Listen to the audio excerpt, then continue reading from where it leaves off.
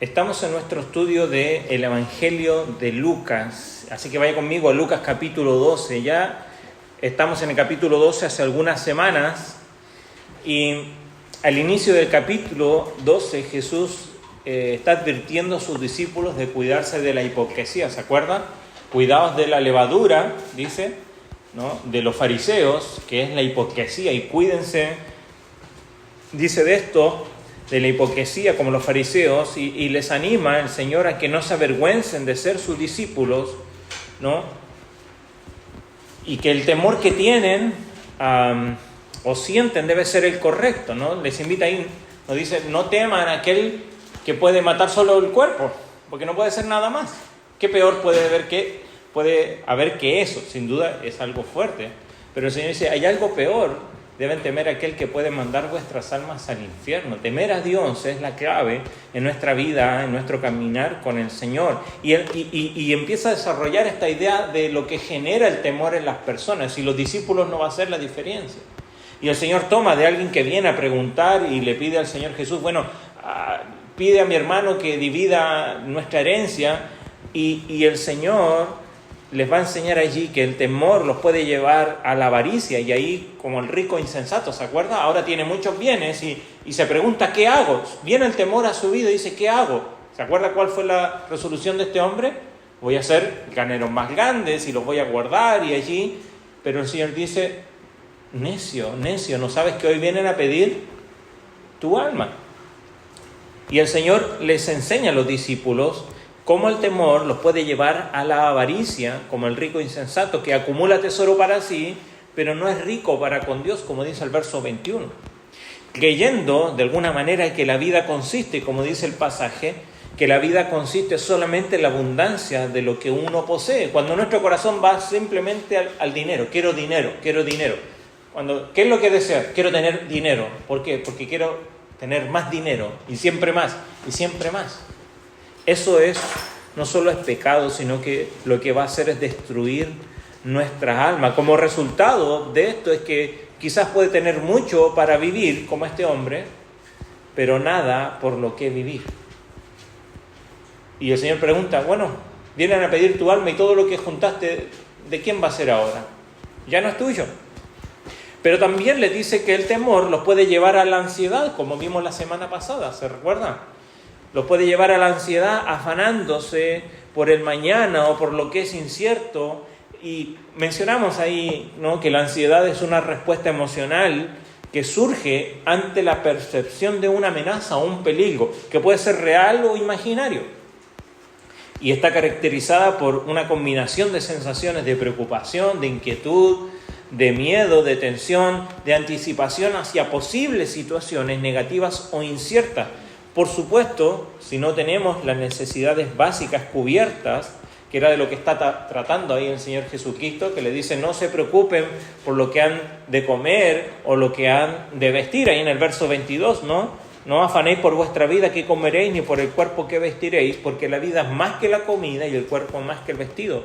Sin duda nos preocupamos cuando nuestras necesidades básicas no están cubiertas, y es claramente comprensible, pero tenemos que reconocer que muchas de nuestras ansiedades vienen de otras preocupaciones, que no tienen que ver con nuestras necesidades básicas. Y el Señor promete incluso allí añadir a nuestras necesidades básicas, o sea, no solamente cubrirlas, sino que añadir a eso, pero hay allí una promesa. Por lo tanto, dice, buscad primeramente el reino de Dios, ¿no? Dice allí, más buscad el reino de Dios, verso 31, y todas estas cosas van a ser añadidas. Pues Él sabe de qué tenemos necesidad. Y la preocupación no solo nos genera afanes, ansiedades, sino que lo que hace, porque se acuerda ahí, dice, ¿quién puede con mucho afán, con mucho afanarse, añadir algo a su vida? ¿Podemos nosotros añadir algo a nuestra vida? Ahí algunas traducciones lo traducen como alguien puede añadir estatura, pero otras también es como alguien puede añadir una hora a su vida. ¿Podemos añadir algo más a lo que ya tenemos? No podemos, por mucho afanarnos no podemos, pero la preocupación nos lleva precisamente a ocuparnos de cosas que no podemos controlar.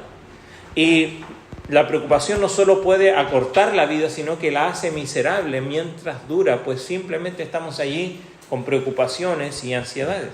Y el Señor termina diciendo allí que donde está el tesoro de ustedes, allí también estará tu corazón. Y ese fue el último versículo, verso 34, que vimos la semana pasada. Entonces nos preguntamos, si no debo ocuparme en los bienes de este mundo, porque no sé cuándo vienen a pedir mi alma y de quién va a ser lo que acumule, y si no debo tener ansiedad por el alimento o el vestido, ¿no? que tiene su raíz en la ilusión fatal de que las necesidades humanas son solo físicas, ¿no? Porque la preocupación por estas cosas sin duda es una luz, es una bandera, quizás como dicen, ¿no? Una bandera roja de mi falta de confianza en Dios, ¿no? O una preocupación egoísta simplemente por la seguridad material. Si no debo ocuparme en estas cosas, entonces ¿qué hago? ¿En qué me ocupo? ¿En qué? ¿Y cómo lo hago? ¿Cómo busco su reino? Bueno, los versos que hoy vamos a estudiar nos intentan responder un poco, ¿no? a estas preguntas.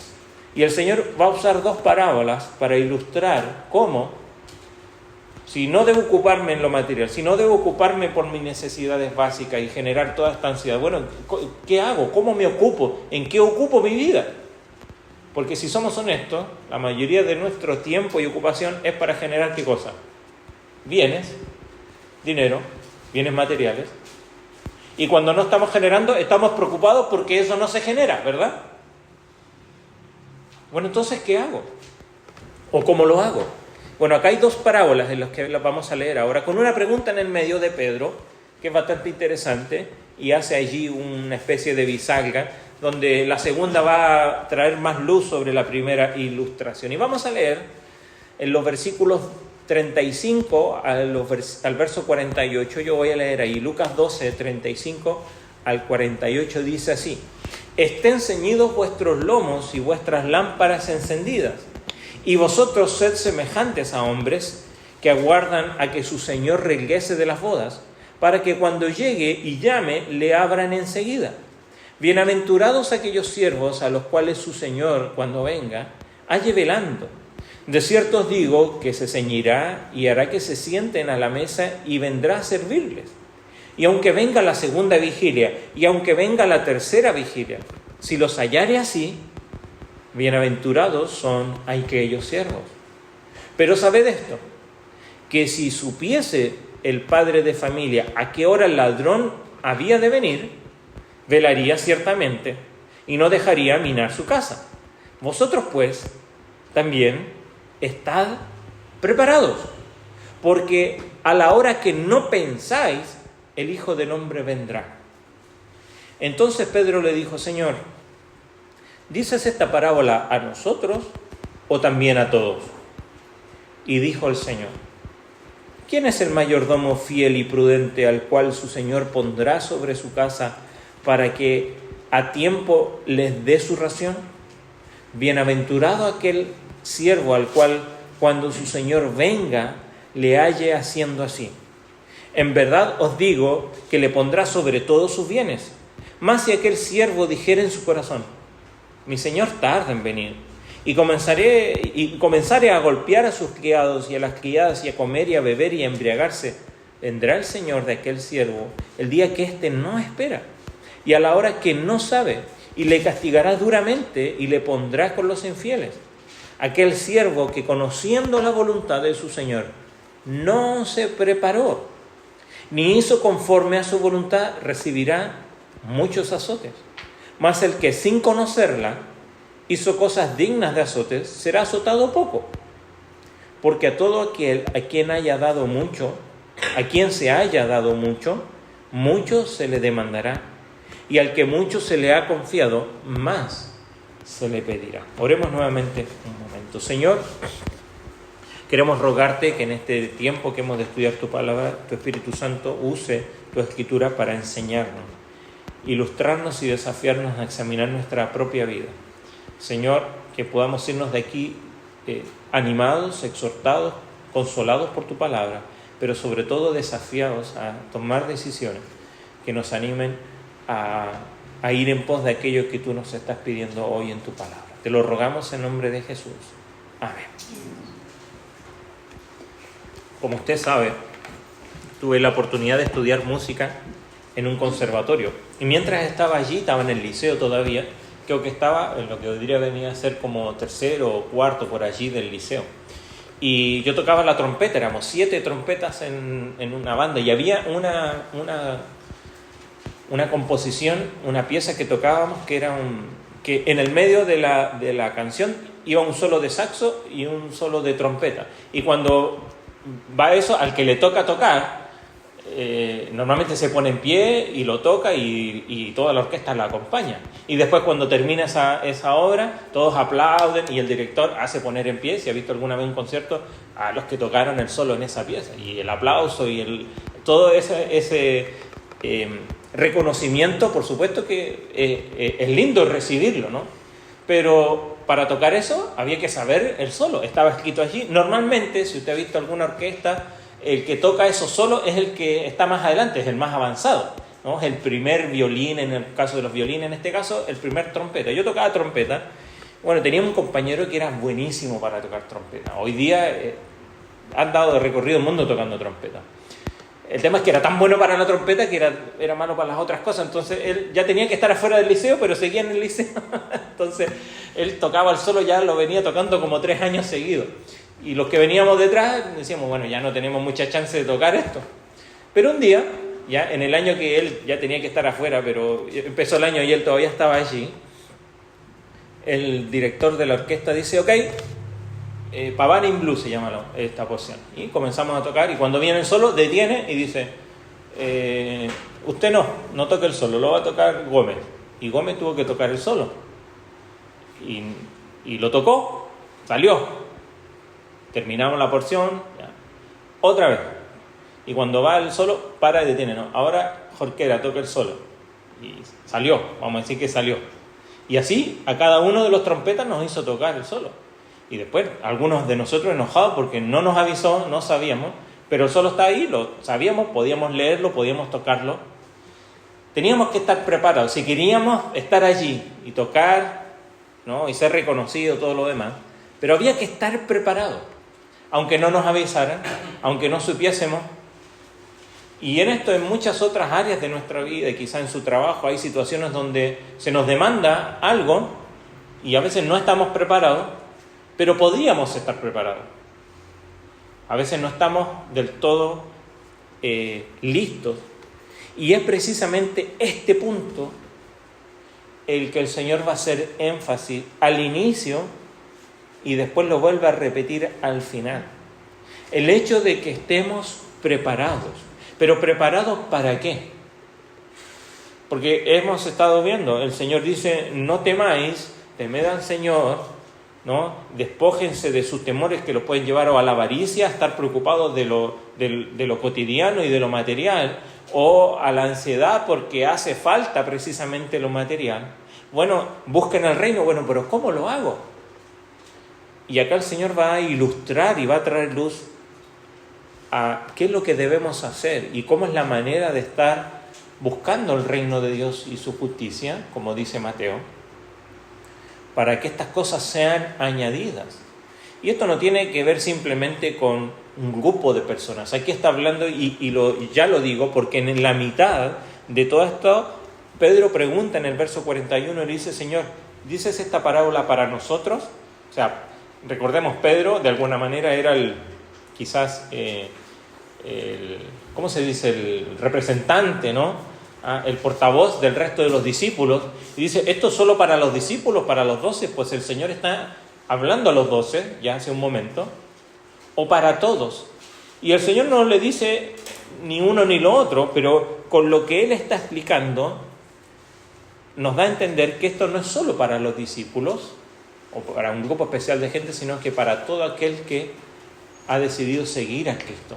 Y tú y yo estamos aquí, y hemos decidido seguir a Cristo con nuestra vida. Por lo tanto, esto es para ti. Ahora, ¿qué es lo que dice? Vamos a analizar el texto ahí verso a verso. ¿Cómo comienza esta porción?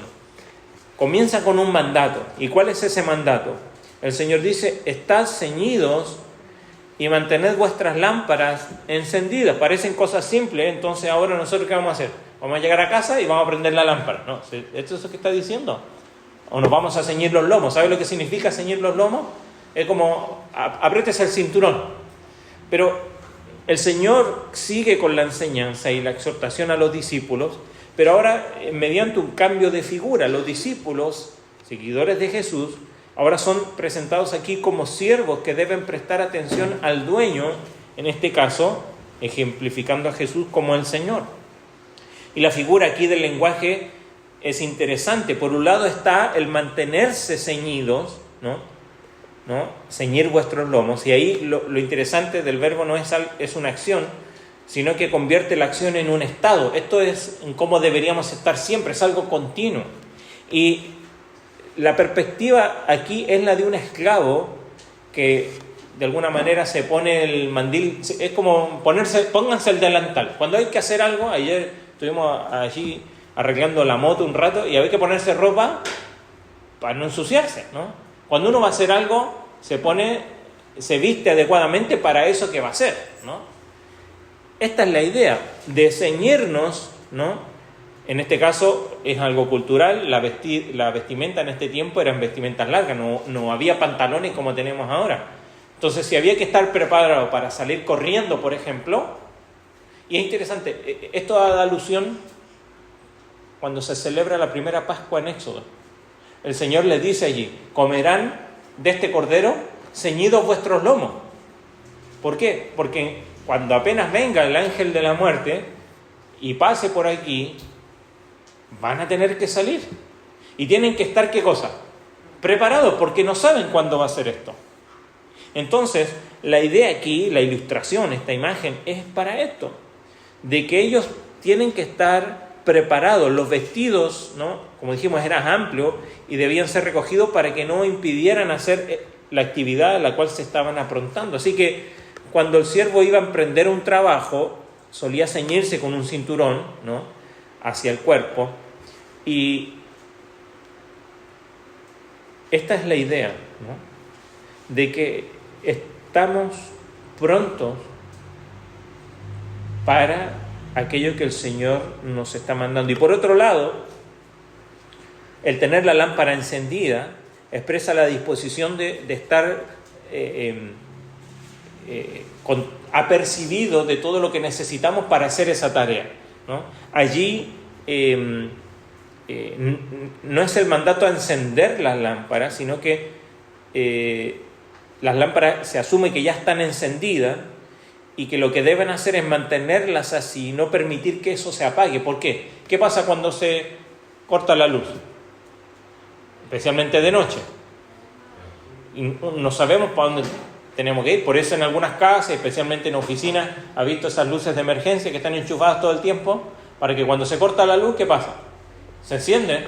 Entonces sabemos por dónde tenemos que caminar.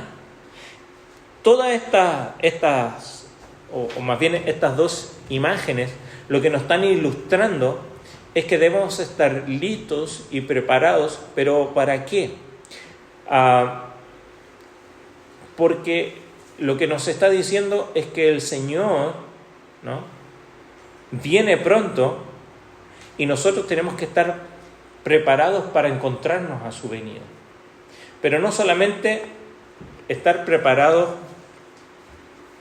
sentados, ¿no?, allí sin hacer nada, sino que aquí comienza a hablar el Señor y comienza a dar esta imagen ahí del verso 36 en adelante: sed como aquellos que esperan a su amo que regrese. Allí viene de una boda, y la imagen lo que nos quiere mostrar es que esto es imprevisible, esto es incierto, estos dos acontecimientos. Uno es esperado, el regreso del amo, y después da otra ilustración que también es un hecho inesperado, que es un robo, o alguien está esperando que le vengan a robar, a no ser que vive en un lugar muy específico que sabe que le van a ir a robar, pero nadie está esperando que me vengan a robar. ¿no? Es algo incierto, algo de imprevisto. Todo esto para apoyar que uno siempre debe estar listo para la acción, que debemos estar preparados para la acción. Allí dice que esto puede suceder a la segunda o la tercera vigilia. Los romanos y los judíos contaban desde las 6 de la tarde que se ponía el sol, comenzaban a contar vigilias, ¿no? Entonces podemos imaginar ahí que esto podía suceder a la medianoche o esto podía suceder probablemente a las 3 de la mañana, ¿no? La pregunta es, cuando viene esa hora, aún incluso a nosotros en el día de hoy, y ya esa hora, ¿qué hace uno? Uno se va a descansar, ¿no? Y si usted estuvo esperando todo el día algo y ya viene la noche y dice, no, me voy a dormir porque esto ya lo dejamos para mañana. Pero el Señor dice que, o vemos aquí, ¿no?, que el último periodo de tiempo hace que la espera sea más larga y hay una mayor probabilidad que aquellos sirvientes aquí en la escena de esta parábola se vayan a quedar dormidos o no oyeran cuando viene el amo. Entonces la lección aquí de la parábola, como siempre debemos sacar la lección de la enseñanza, o la enseñanza de las parábolas, adquiere un sentido especial en el hecho de que la incertidumbre en cuanto al momento del regreso se hace más grande quizás cuando pasa el tiempo, y como dice ahí, puede venir más adelante, ¿no?, a las horas aparentemente intempestivas durante la noche cuando todos están descansando. Pero si hay algo que es evidente aquí en esta parábola, está representado en dos palabras. Es en la disposición de aquellos que están aguardando su venida, pero también en la expectación de aquellos que están aguardando la venida de este amo. O sea, los que han recibido la promesa del Señor deben estar dispuestos para el encuentro con Él en cualquier momento, pero deben estar expectantes a esto.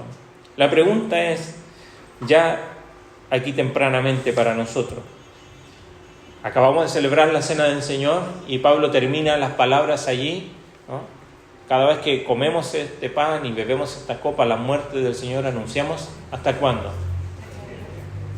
¿Sabe? Así como el Señor nos manda a recordar la cena porque se nos olvida su obra constantemente en nuestra memoria y nos olvidamos el precio que pagó Cristo por nuestro pecado. Cuando estamos pecando, no estamos recordando que Jesucristo murió en la cruz por esa mentira que yo dije, por esa cosa que yo vi que no tenía que ver, por esas malas palabras que dije. El Señor murió en la cruz por eso, por mis malos deseos, por mis deseos egoístas, cuando deseo, como vimos acá, dinero, como el avaro, cuando sucumbo a la ansiedad porque no confío en Dios. El Señor murió allí en la cruz por esos pecados y el Señor nos manda a recordar, practicar la cena para no olvidar eso. Pero hay otro evento futuro ahora para nosotros que nos debe motivar también a nosotros a vivir, no con miedo de decir, ay, el Señor viene y me va a encontrar, sino al contrario. Vemos ahí que la imagen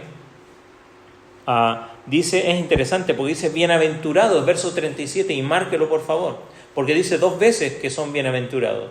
Dice, los siervos a los cuales el Señor cuando venga los halla así. ¿Los halla cómo? Esperándole, velando. De cierto os digo que Él se va a ceñir y hará que se sienten a la mesa. A ver, si estamos en una casa de este tiempo y viene el amo a la casa, el amo lo que va a decir, Él se va a sentar a la mesa y va a decir, bueno, sírvanme, ¿verdad? Pero acá nos dice que viene el amo, se sienta y Él comienza a servirle. Literalmente dice que va uno a uno. Y la parábola aquí, ¿no?, nos invita a pensar, bueno, ¿estoy yo con la disposición de prepararme o con la disposición de encontrarme con mi Señor? ¿Tengo yo la expectación o estoy preparado para el encuentro con mi Señor? ¿Se acuerda lo que le dijo el hombre de la parábola del rico insensato? Necio, hoy vienes por tu alma. Ninguno de nosotros sabe el día ni la hora. Primero, cuando venga el Señor, pero ninguno de nosotros sabe el día y la hora cuando nos encontraremos con Él. porque puede ser que nosotros partamos de este mundo antes que Él venga y nos hemos de encontrar con Él. La pregunta, lo que nos desafía estas parábolas es a mirar nuestro corazón y decir, ¿cómo puedo yo buscar el reino de Dios y su justicia? ¿O de qué manera yo pongo mi tesoro en lo celestial cuando mi vida está motivada, cuando el combustible, uno de los combustibles de mi vida es que me voy a encontrar con mi Señor? Y esto, si lo quiere ver de manera negativa, en que voy a dar cuentas a Él, pero si lo vemos en forma positiva, en que voy a estar con Él y ahora voy a ser como Él. ¿Estás preparado para encontrarte con el Señor? Aquí la parábola no requiere que Jesús sea el amo que regresa para demostrar este punto, porque recordemos, en las parábolas no es que tenemos que darle un significado a cada personaje. Si fuera así, teníamos que darle el significado de Jesús al ladrón, ¿no? Porque dice, así como viene el ladrón sin avisar, así viene el Señor. Entonces, ¿Jesús es un ladrón? No tenemos que usar esa manera de interpretar las parábolas, sino que lo que nos está enseñando, y es que esto es en cualquier momento. Por eso es que en este caso, aquellos que están esperando al amo, podríamos pensar quizás los porteros allí, deben estar siempre en su puesto y alertas, y aquellos que sean sorprendidos, desprevenidos, van a enfrentar un castigo severo, ¿no? La imagen aquí de un amo que sirve a sus fieles, siervos allí cuando regresa, es el mundo al revés, ¿no? Pues en la vida de Cristo, en la vida con Cristo, esto es así. Y los siervos aquí que esperan la venida del Señor, expectantes, velando, dispuestos al servicio, serán, ¿qué dice allí? ¿Cuál es la palabra que ocupa? Estos son bienaventurados. ¿Usted sabe lo que significa eso? Esto es que son dichosos. Será el momento en que apreciarán el tiempo destinado al servicio. Nunca fue en vano, sino que siempre fue una bendición. Jesús le dice a sus discípulos en la última cena, que lo que acabamos de recordar, que Él está entre ellos como alguien que sirve, ¿no? Y Él les manda precisamente hacer lo mismo. El Señor, aquí de la parábola, pasa cerca de cada uno de los siervos a los que ha sentado a la mesa, y no es un servicio genérico. Por eso en el original acá dice, verso 37 al final, y hará que se sienten a la mesa y vendrá a servirles. Pero el original ahí en el griego es que comenzará uno a uno. Esa es la idea. A cada uno el Señor viene a hacer y servirle. Y así es la gracia de Dios, que nos impacta por el ejemplo acá de la parábola aplicada a cada uno de nosotros, en la grandeza de lo que el Señor hace por cada uno de nosotros, sentándonos a la mesa de la bendición, distribuyendo personalmente su gracia, y nos hace bienaventurados, dichosos. Él no manda a los siervos que le sirvan a su regreso, sino que Él mismo les sirve, y aún incluso les dice allí que los pone sobre sus cosas, más adelante también. La llegada del amo, ¿no?, que finalmente regresa a casa, nos sale ilustrada aquí también como un ladrón, ¿no?, ya que sabemos que los ladrones no avisan ni ponen advertencia que van a venir a robar.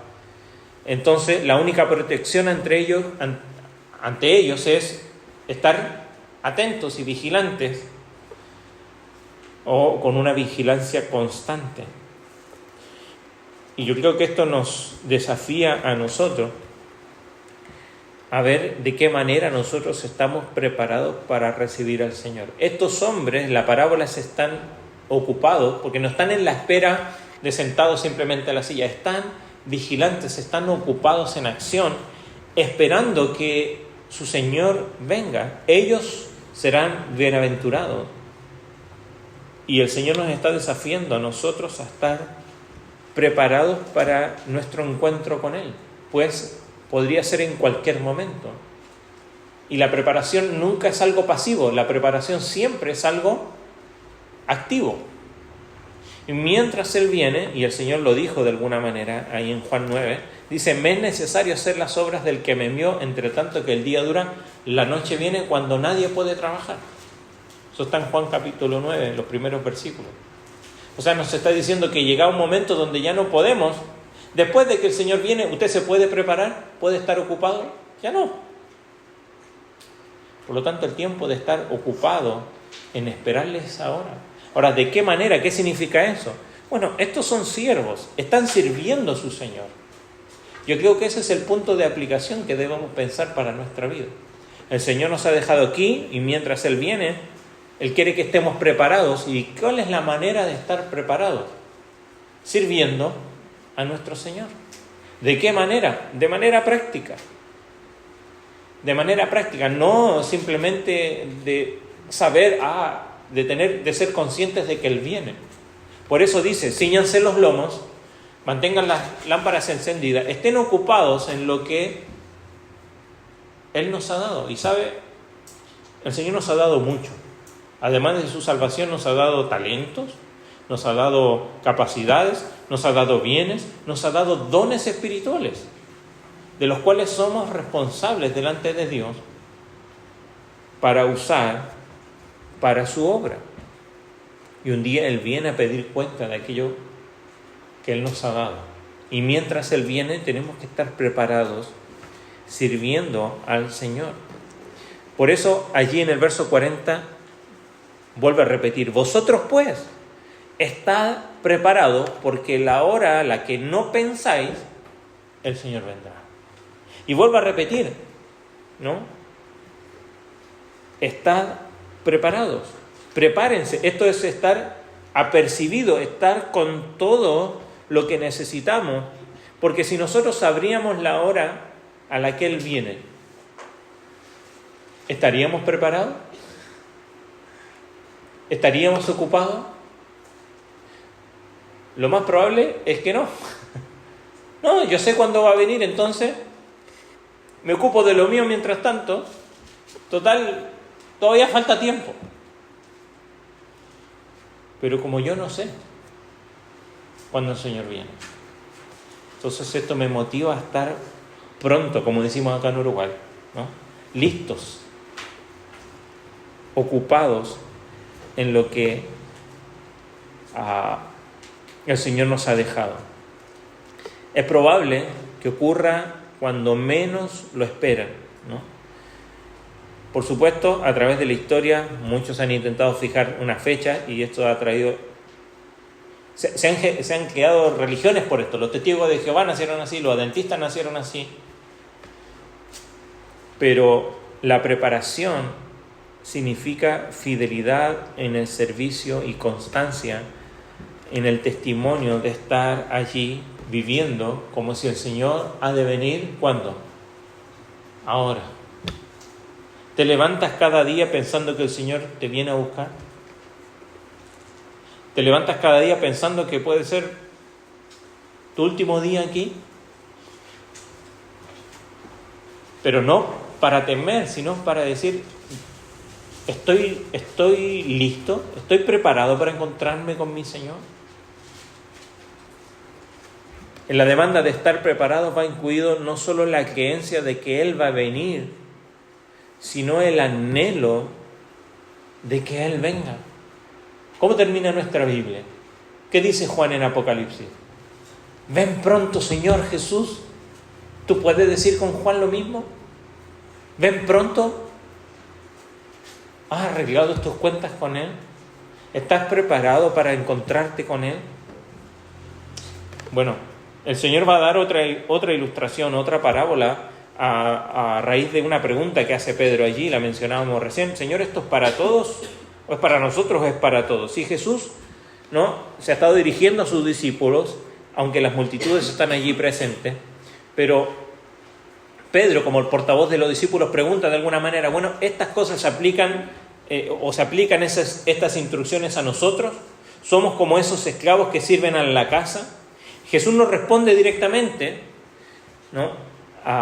Pero Pedro y los lectores y nosotros, ¿no?, debemos averiguar cómo se aplica. Y lo que continúa aquí nos va a mostrar aquí que el mayordomo es responsable en fidelidad ante el amo que lo nombró, pero también es responsable en fidelidad ante otros. Fíjese el pasaje. Dice,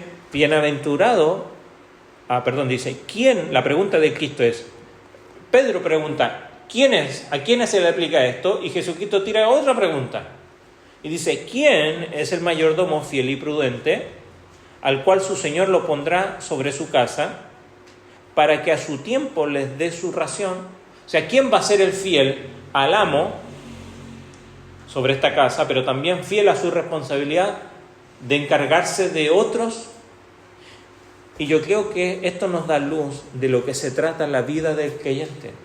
Porque la misión del siervo aquí no solamente tiene que ver con ser fiel al amo, sino que con fiel en la oportunidad de servir a otros. Y la pregunta aquí de nuestro Señor nos hace suponer que este tipo de siervos fieles y prudentes no abundan. Es como si dijese, ¿en dónde estará un siervo semejante a este? Las dos características aquí son la fidelidad y la prudencia. La fidelidad es propia y se demanda siempre a los siervos de Dios, y esto es distintivo del creyente, porque cuando vemos el fruto del Espíritu ahí en Gálatas capítulo 5, ¿se acuerdan? Es amor, gozo, paz. Cuando dice fe, es la idea de esto, de fidelidad. No es simplemente la fe de creer, es de que es fiel al llamado que Dios le ha hecho. Un hombre, una persona fiel, es mucho más que alguien que cree, ¿no? El creyente es la persona que se fía de Dios, pero el fiel es aquel de quien Dios, teniendo siempre en cuenta todas las limitaciones nuestras, se puede fiar de él. No sé si me explico. La persona fiel, el mayordomo fiel, no es simplemente aquel que cree, ¿no?, y que es un creyente, que aplica su fe a Dios, sino que es aquel a quien Dios le encarga la tarea, que él puede hacer, como decía C.S. Lewis, con un chasquido de dedos, pero él quiere que lo hagan personas torpes, errantes, y él nos ha encargado una misión a ti y a mí, no es de unos pocos. Por eso creo que la pregunta se responde en la de Pedro, en que no es una tarea de pocos. El Señor ha dejado a su iglesia la tarea de servirle a Él. ¿De qué manera? ¿De qué manera servimos al Señor? ¿De qué manera podemos hacer un servicio vertical si no hacemos un servicio horizontal? ¿Y el Señor te ha encargado algo? ¿Te has puesto a pensar en eso? ¿Qué es lo que te ha encargado Dios en esta vida? Tanto desde lo general como hijo del Señor, pero en lo personal, ¿te ha puesto en un lugar en específico? ¿Te ha dado oportunidades específicas para servir a otros? La pregunta es, ¿lo estoy cumpliendo? Y esto no tiene que ver con mi edad. Esto, si eres un hijo o una hija de Dios, Dios te ha puesto en un lugar. Estás en un liceo, estás en una escuela, tienes amigos, tienes familiares, y como adultos también. Esto no importa. Esto no hay una diferencia etaria aquí, que Dios pide simplemente a gente adulta. Si eres un hijo o una hija de Dios, Dios te ha puesto en un lugar y te ha encargado una tarea. La pregunta es, ¿la estoy cumpliendo? ¿Estoy siendo un siervo fiel a Dios? Y comienza aquí, en el verso 43 en adelante, bienaventurado, nuevamente dice, aquel siervo al cual su Señor, cuando venga, le haya haciendo así. ¿Le haya haciendo qué cosa? Fiel en el servicio a Él y en la responsabilidad de aquellos que Él le ha dado. Yo tengo hoy la responsabilidad de servir a cada uno de ustedes aquí como pastor de esta iglesia, pero ¿sabes? Dios te ha puesto en un lugar donde Él te ha dado personas de las cuales ser responsable. Si eres padre, de tus hijos. Si eres hermano, de tus hermanos. si eres amigo de tus amigos, si eres un trabajador, un jefe de tus trabajadores, donde quiera que estés, Dios te ha dado la responsabilidad de ser fiel en mostrar el amor de Cristo, amándole a Él, ¿no? Para que todos puedan ver, como dice Mateo 5, ¿se acuerdan? Que cuando vean vuestras buenas obras, glorifiquen ¿a quién? A Dios, que está en los cielos. Poder mostrar el amor de Cristo. Él es bienaventurado porque está cumpliendo lo que se le ha encomendado, ¿no? En el momento en que su Señor venga. Será bienaventurado porque esto agrada al Señor. Por último, los últimos versos, ahí del 45 en adelante, la imagen cambia, ¿no? De un esclavo que es desatento y elude su deber a uno que es malvado y abusa de su autoridad. Aquí el esclavo cree que la ausencia y la demora del amo le permiten caer en malos caminos con impunidad. El horrible castigo allí, porque dice, y le castigará y le pondrá con los infieles. Allí, otras versiones, le impondrá, dice, una condena que reciben los incrédulos. Es un castigo bastante severo, pero aquí lo que debemos comprender es que de alguna manera se aplican distintos niveles de castigo, pues hace allí una alusión a aquellos que conocen la voluntad y no la hacen, y a quienes no la conocen y no la hacen, ¿no? Y estos últimos deberían haber estado ansiosos por averiguar cuál es la voluntad del amo, pero el resultado final es que todos aquellos que no cumplen con su deber por cualquier razón, sabiendo o no sabiendo, dice allí que serán castigados. ¿Por qué? Porque los dones que da Dios siempre traen responsabilidad. El Padre, dice, nos ha dado, ya lo dice ahí en el capítulo 11, verso 13, y lo estudiamos hace unas semanas atrás, pues si vosotros siendo malos sabéis dar buenas dádivas a vuestros hijos, ¿cuánto más vuestro Padre Celestial dará el Espíritu Santo a los que lo piden? Y Santiago nos dice que todo don perfecto y toda buena dádiva desciende de lo alto. Siempre lo bueno lo da Dios. Y Dios te ha dado a ti tanto, incluso material, pero te ha dado de su gracia, de su perdón, de su amor. Y a los discípulos se les ha dado a conocer el Evangelio y el poder y la autoridad, en el caso de los discípulos aquí, aún incluso sobre los demonios y sanar. Entonces, los discípulos a quienes se les ha confiado tanto, tienen más responsabilidad. A los que se demuestren aquí traidores, no solo se les quitarán esos dones, sino que sufrirán un castigo porque no tienen excusa. Entonces, la pregunta que hace Pedro, si dices esta parábola para nosotros o también para todos, quizá tiene aquí la respuesta, en que todos somos responsables de aquello que teniendo conocimiento hacemos o no hacemos. El que ha recibido generosamente la gracia de Dios es grandemente bendecido. Por tanto, en gratitud a esa bendición, debemos corresponder con acciones que sean coherentes y consecuentes con la gracia que hemos recibido. La pregunta es, de toda la gracia que has recibido del Señor, ¿tus acciones son en consecuencia a toda esa gracia? Porque cuando se usa lo recibido para beneficio personal, como dice aquí, ¿no?, abusando de ello, mire, semana tras semana se sabe por las noticias, y el testimonio de Cristo cada vez se ve ensuciado, que líderes religiosos abusan de la gente, a aquellos que han sido llamados a servir. Esto no es, tristemente ha dejado de ser algo allí simplemente ocasional. Es triste. Pero cada uno de nosotros como creyentes se nos ha dado de la gracia del Señor, y esto no es para uso personal. La fe no es algo privado. Por favor, no lo entienda así. La fe no es privada. La fe es para mostrarlo públicamente. Porque la gracia que hemos recibido es la gracia que tenemos que compartir a aquellos que están a nuestro alrededor. No religión, no una iglesia, sino que la gracia. Que cuando te ofenden, ¿Qué hace la gracia del Señor? Le ofendemos al Señor todo el tiempo, ¿verdad? Y el Señor nos castiga, nos manda al infierno por eso.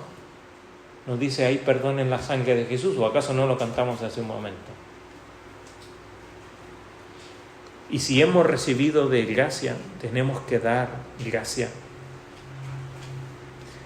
Pedro preguntó si la elección es para ellos o para todos, y Jesús le hace notar que ellos, como discípulos más cercanos, los apóstoles, van a ser enviados a todas las naciones y recibieron una provisión mayor quizá de dones que le permiten rendir en las tareas encomendadas. Otros quizá recibirán menos, pero a todos se les va a demandar que cumplan con aquello para lo que fueron capacitados. Hasta el más humilde de los creyentes ha recibido dones del Espíritu para que pueda edificar conforme a lo que recibió. Primera de Pedro dice, Primera de Pedro capítulo 4, verso 10, si lo quiere anotar, dice así: cada uno según el don que ha recibido, ministrelo a los otros, como buenos administradores de la multiforme gracia de Dios. Cada uno, o sea, no es todos ahí, yo me pierdo en la multitud.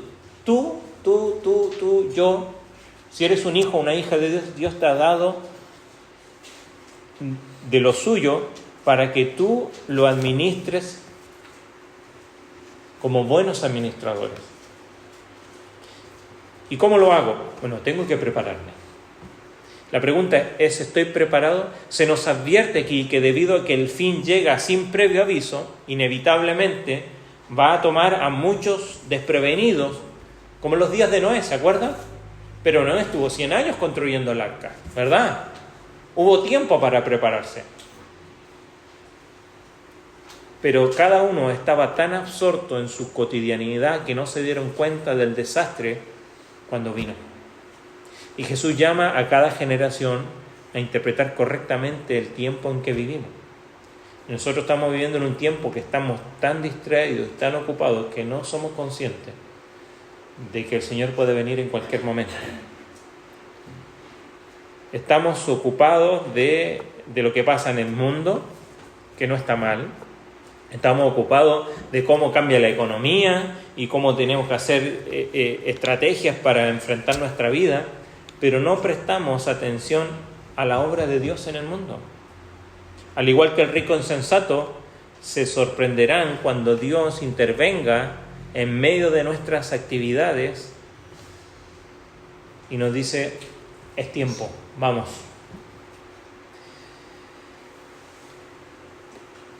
La idea de recibir responsabilidades y ser llamados a cuenta por descuidar estos deberes o ser elogiado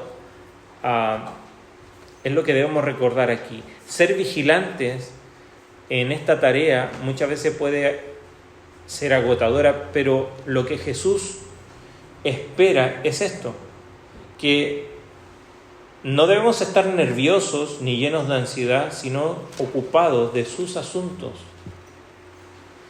Yo me preguntaba el otro día, después de lo que enseñamos el domingo, ¿no? Que estamos ansiosos por un montón de cosas. De alguna manera el Señor nos está diciendo, está ansioso por mi reino. ¿Está ansioso usted por el reino del Señor? ¿Estoy ansioso por lo que Él puede hacer por medio de mi vida? Pero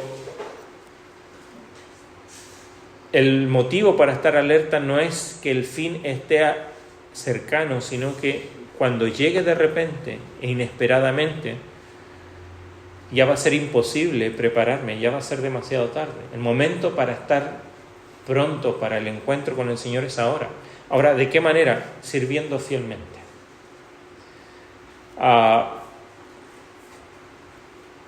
Cuando el tiempo es incierto, se nos hace probablemente más difícil servir fielmente. No sé si le ha pasado que ya sabe que algo va a suceder, ¿no? O el otro día me decía la directora de la escuela que se va a jubilar y va a terminar. Y ahí algunas maestras dicen, bueno, vamos a hacer algo porque ahora se va, ¿no? Vamos a hacer una despedida porque ahora se va. Y podríamos haber hecho algo mejor antes que se vaya, ¿no? Nuestra actitud siempre es cuando va a llegar a término algo, entonces vamos a ponernos a cuenta medio rapidito.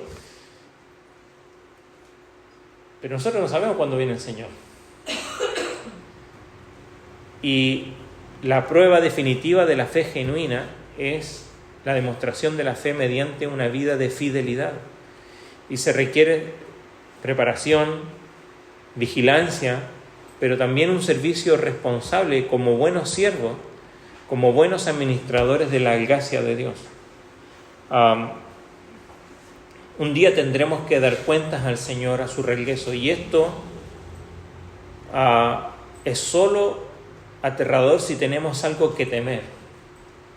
Pensaba en esto, ¿por qué hay algunos que temen que el Señor venga? Bueno, porque no estamos siendo fieles. ¿Qué es lo contrario de fieles? Infieles. Y si somos infieles, sí, lo más probable es que temamos que el Señor venga pronto. Pero con su regreso también viene la esperanza de cambiar nuestra naturaleza. Amén. Un día seremos como Él. Y esto nos debe exhortar a vivir, no solo pensando en el presente, sino que nos debe exhortar a vivir pensando en lo que seremos un día. Un día seremos como nuestro Señor. Amén. Bueno, que eso nos anime a vivir ahora, de acuerdo a lo que seremos. No todo son advertencias de juicio aquí en este pasaje.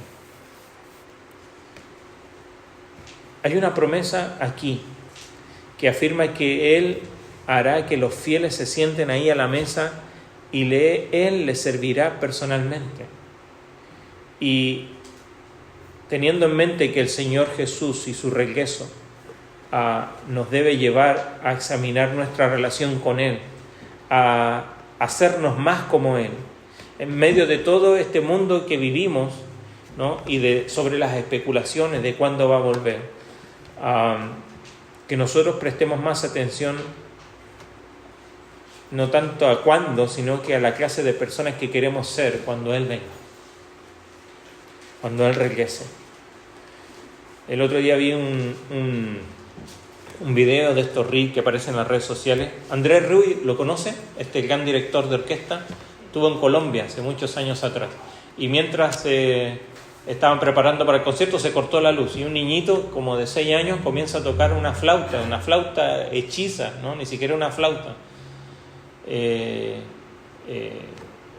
profesional. Y comienza a tocar y a entretener a la gente en uno de los asientos bien arriba. Toca el himno de Colombia y todo. Y esto le sorprende a este director, que cuando comienza el concierto lo invita, lo hace pasar adelante y le regala una flauta profesional. Eso fue hace varios años atrás. Este año este director volvió a ir a Colombia y esa flauta que le regaló podría haber no servido para nada, pero este chico se preparó, estudió y lo invitó y estuvo tocando todo el concierto con él allí, pero tuvo que estar ocupado. Y yo pensaba en esto, nadie sabía, y este hombre probablemente no sabía, que al volver se iba a encontrar que este muchacho iba a estar preparado y listo para cuando él llegase allí. Mucho más nosotros. No estamos esperando un gran evento de este mundo. Estamos esperando que el Salvador venga por nosotros y nos ha dado lo que necesitamos para vivir. Estoy preparado para encontrarme con mi Señor. Estoy preparado para poder ser, como dijimos recién, no prestar tanta atención a cuándo va a ser o cómo va a ser, sino que seré yo la clase de persona que debo ser cuando Él venga. ¿Qué clase de persona serás tú cuando Él venga? Bueno, debemos estar preparados, expectantes, sirviéndole a Él, usando de lo que Dios te ha dado, para que cuando Él regrese te encuentre así. Como dice la parábola, las 2 parábolas, los encuentre así, sirviendo, y podamos ser bienaventurados. Hemos de concentrarnos más bien en ser fiel a Dios durante su ausencia y esperar con anhelo que Él venga. Y esa es la pregunta. ¿Tú esperas que Él regrese? ¿Quieres que Él venga pronto? Bueno, que la predicación de hoy día nos anima a pensar y nos exhorte a desear que Él venga pronto y cambiemos aquello que hemos de cambiar en nuestra vida para que ese encuentro sea un verdadero anhelo. Amén. Vamos a ponernos en pie y vamos a orar.